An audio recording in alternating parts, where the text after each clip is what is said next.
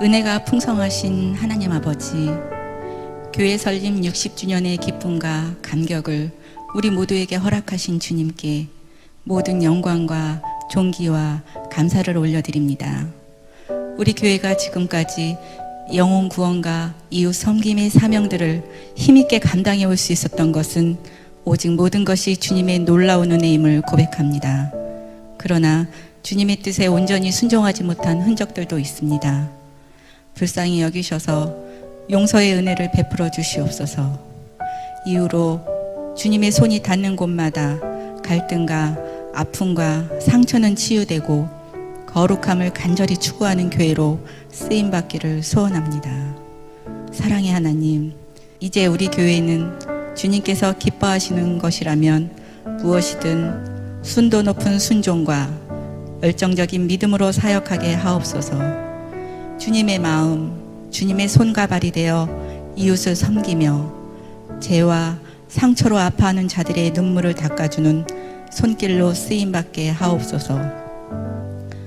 외면의 화려함보다 내면의 성숙을 추구하여 신실한 예수님의 제자로 평생 예배자, 기도자, 봉사자, 전도자로 쓰임받기를 원합니다.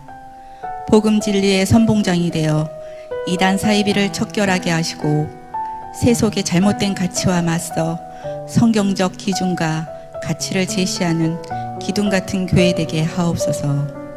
교회 설립 60주년이 하나님의 놀라운 은혜를 담는 저수지가 되고 이웃을 향한 우리의 섬김이 은혜를 흘려보내는 수로가 되어 이 은혜가 흘러가는 곳마다 근본적인 변화와 열매가 풍성히 맺히게 하옵소서. 지역사회 복음화와 민족 복음화와 세계 선교의 센터로 쓰임받게 하옵소서. 생명의 구주 되시는 주님, 우리 교회는 지금 세대와 다음 세대가 씨줄과 날줄처럼 어우러져 세대를 뛰어넘는 복음의 영광을 공유하는 교회가 되게 하옵소서. 다음 세대의 심장에 뿌려지는 말씀과 사랑과 수고와 눈물의 씨앗들이 주일학교와 청년부를 통하여 하나님의 사람을 세우는 교회로 쓰임받게 하옵소서. 온 교우들이 다시 빚진 자의 심정으로 돌아가 미래의 60년을 향한 진군의 깃발을 다시 올려 세상을 변화시키는 소명자로 독수리처럼 날아오르게 하옵소서. 영원토록 우리와 함께 하시겠다 약속하신 하나님 아버지, 주님의 뜻 가운데 담임 목사님을 세워주시고 변치 않는 복음의 본질을 붙잡고 은혜의 메시지를 힘있게 선포하시도록 우리 모두가 기도하며 신뢰하며 동행하게 하옵소서. 우리의 간절한 소망이신 주님 오시는 그날까지 우리 교회가 주님의 영광을 위하여 이웃의 행복을 위하여 멈출 수 없는 행진에 앞장서게 하옵소서. 주님 사랑합니다. 더욱 사랑하게 하옵소서. 우리 교회의 머리가 되신 예수님의 이름으로 기도드립니다. 아멘.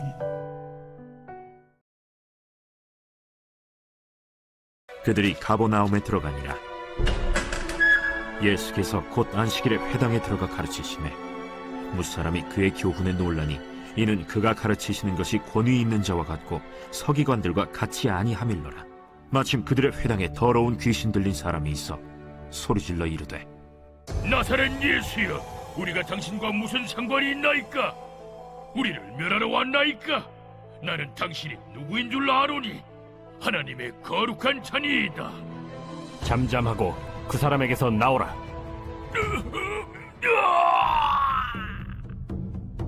더러운 귀신이 그 사람에게 경련을 일으키고 큰 소리를 지르며 나오는지라. 다 놀라 서로 물어 이르되 이는 어찌미냐?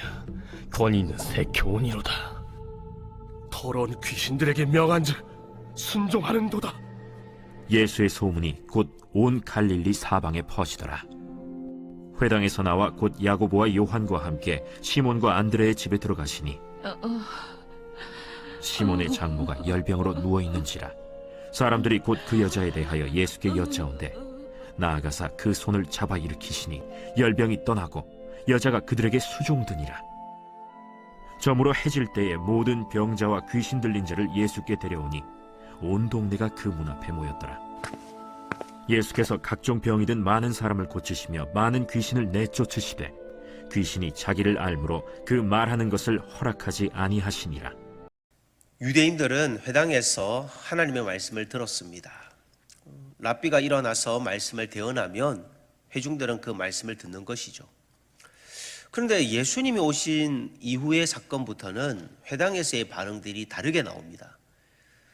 회당에 귀신 들린 사람이 그동안 있었는데 아무런 반응이 없다가 예수님이 전하는 말씀을 듣고 그가 불편하게 생각하며 발악을 했습니다.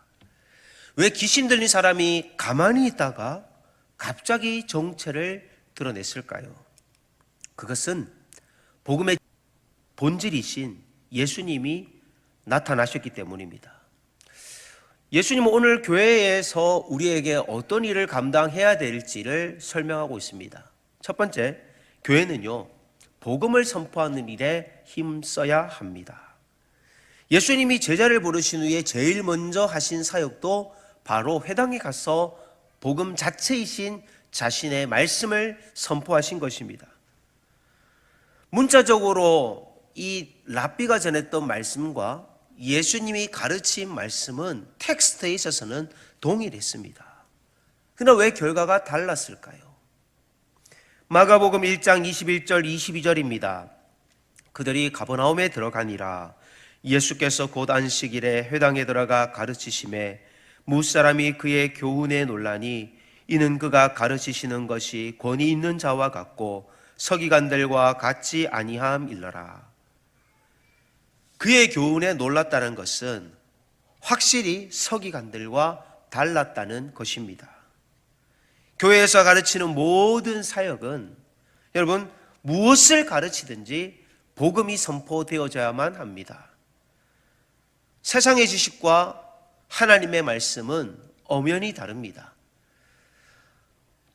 종교학과 교수님들께서 종교학 수업 시간에 비교 종교학 수업 시간에 성경을 가지고 가르칠 수 있습니다. 그러나 목회자가 전하는 말씀의 본질과 종교학 교수님들이 가르치는 성경의 진리는 전혀 다를 것입니다. 오늘 예수님이 복음을 전한 곳은 회당입니다. 지금으로 말하면 바로 교회 예배당이라고 할 수 있는 것입니다. 예수님께서 회당 안에서 복음을 전했다는 겁니다. 먼저 여러분, 교회 안에도 여전히 복음에 반응하지 못하고 교회 생활만 하고 있는 무늬만 그리스도인일 수 있는 하나님의 사람들이 있습니다. 오늘 예수님이 복음을 선포하자 귀신이 반응을 했습니다. 마가복음 1장 23절입니다. 마침 그들의 해당에 더러운 귀신 들린 사람이 있어 소리질러 이르되. 사는 성도 여러분, 교회 안에 복음 앞에 반응하지 못한 성도들이 반응할 수 있는 교회가 될 수 있도록 기도해 주시기를 바랍니다. 우리 삶에도 복음이 들어오면 어둠은 물러가고 더러운 귀신은 나가고 또 하나님의 영광의 거룩함이 회복될 것입니다. 오늘 예수님의 말씀을 통해서 예수님은 귀신을 말씀으로 제압을 합니다. 우리 그리스도인들이 예수님처럼 우리의 입을 통해 복음을 선포하면 반드시 하나님의 말씀이 어둠을 물러가게 하고 거룩함을 회복하게 하실 것입니다. 우리의 삶이 복음을 닮은 하나님의 은혜가 있도록 다시 한번 복음의 사명을 위한 사명자라는 것을 기억하시길 소망합니다.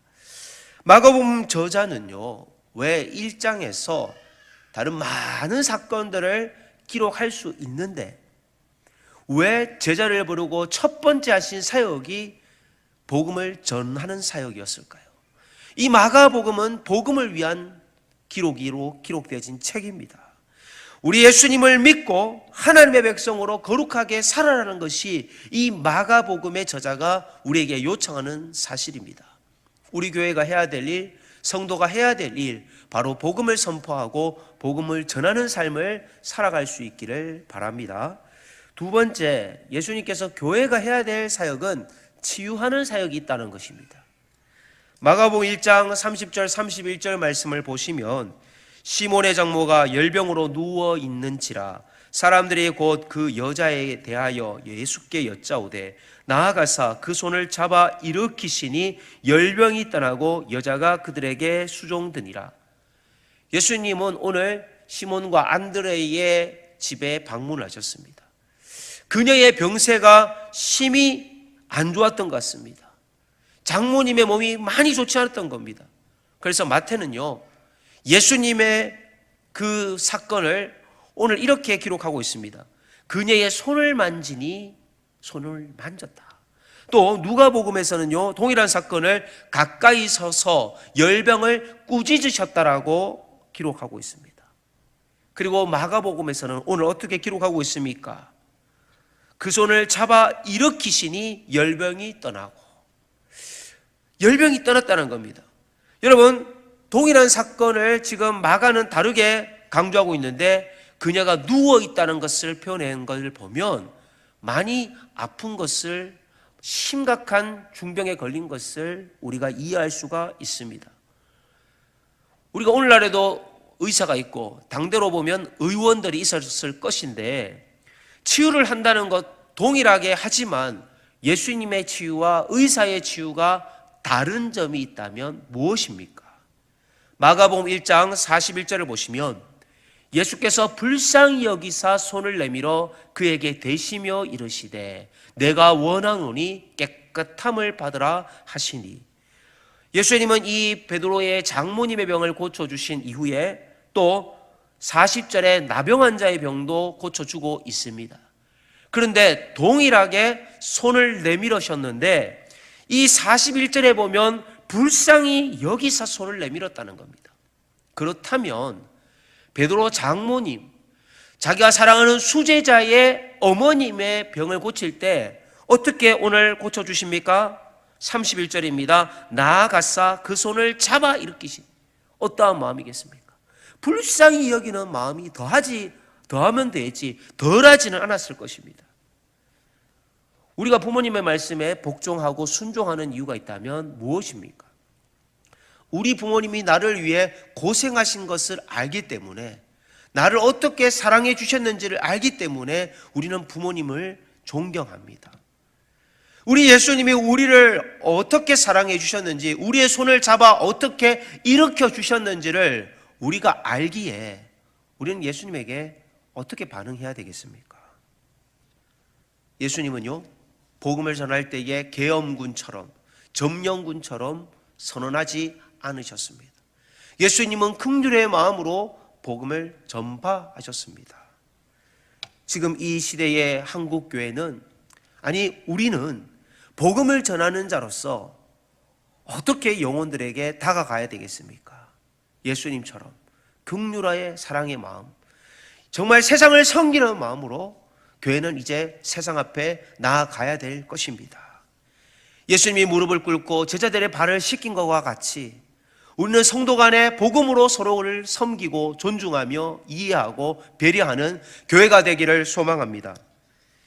여전히 교회 안에 귀신 들린, 영적으로 눌린 자들이 있습니다. 복음 앞에 반응하지 못하는 자들이 있습니다.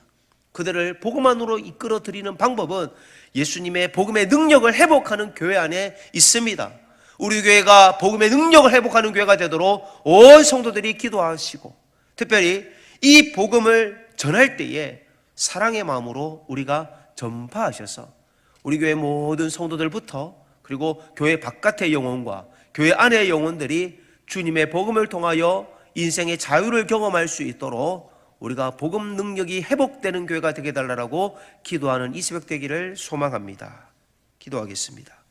하나님 아버지, 하나님의 나라가 이 땅 가운데 복음의 능력으로 나타났음을 믿습니다. 예수 그리스도께서 전해주신 그 복음 자체이신 예수님을 우리 모든 성도들이 믿음으로 순종하며 영접하게 하시고, 예수님이 전한 말씀대로 살아가기 위하여 우리의 모든 더러움은 벗어버리게 하시고 거룩함으로 날마다 띠띠워 주시옵소서. 하나님, 우리 교회는 이 지역에 복음을 모르는 사람들을 섬기기 위하여 더 낮아지기를 원합니다. 예수님이 손을 내밀어 그 마음을 불쌍히 여기는 마음으로 잡아주신 것처럼 우리도 이 지역을 불쌍히 여기는 마음으로 사랑으로 섬기게 하옵소서. 예수님에게 받은 사랑 우리도 값없이 베푸는 교회가 될 수 있도록 우리를 변화시켜 주옵소서. 우리 교회의 모든 말씀과 우리의 교회의 모든 행사가 다 복음을 위한 행사가 될 수 있도록 주님 홀로 영광받아 주옵소서. 이 모든 말씀 예수님의 이름으로 기도합니다. 아멘.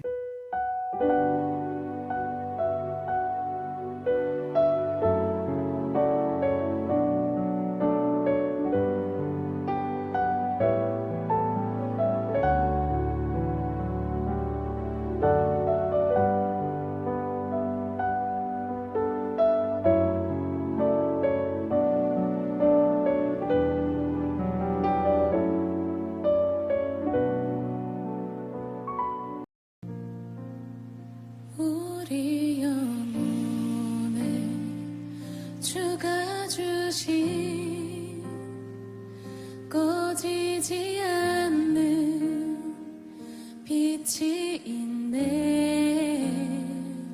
오직 주님께 우리 드릴 때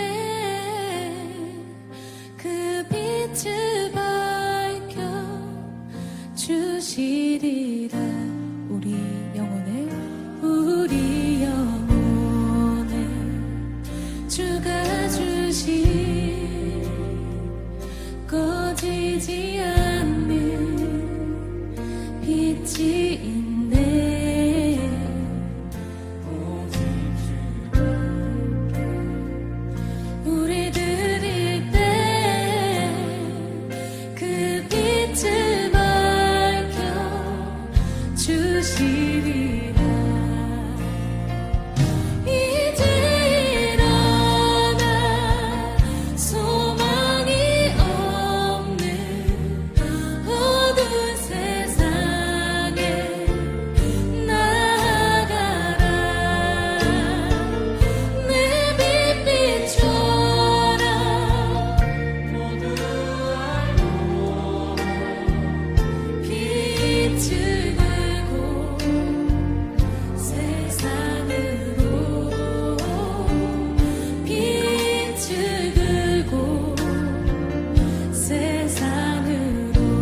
우리 영혼에 주가 주신 꺼지지 않는 빛이 있네. 오직 주님께 우리 드릴 때 그 빛을 밝혀 주시리라. 2절도 고백합니다. 절망에 빠진 형제의 맘에 꺼져만 가는 빛이 있네. 주님을 떠나 방황하는 잠에도 그 빛의 생명 잃어가네.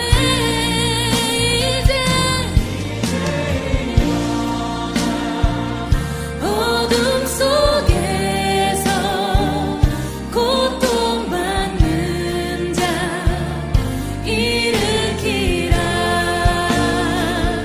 내 빛비춰라. 모두 알도록 빛을 들고 세상으로 빛을 들고.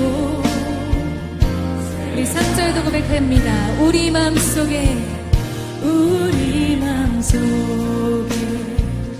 밝게 빛나는 주를 향한 사랑 빛이 있네.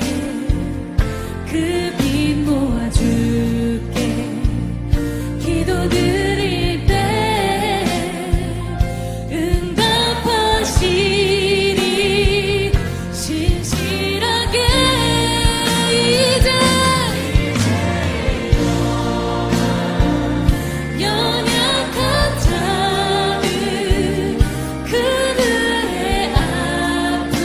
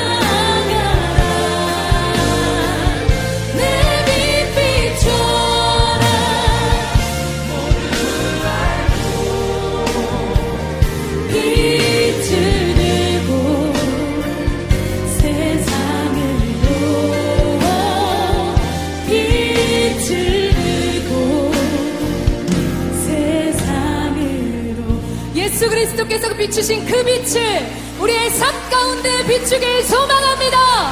소망합니다. 할렐루야.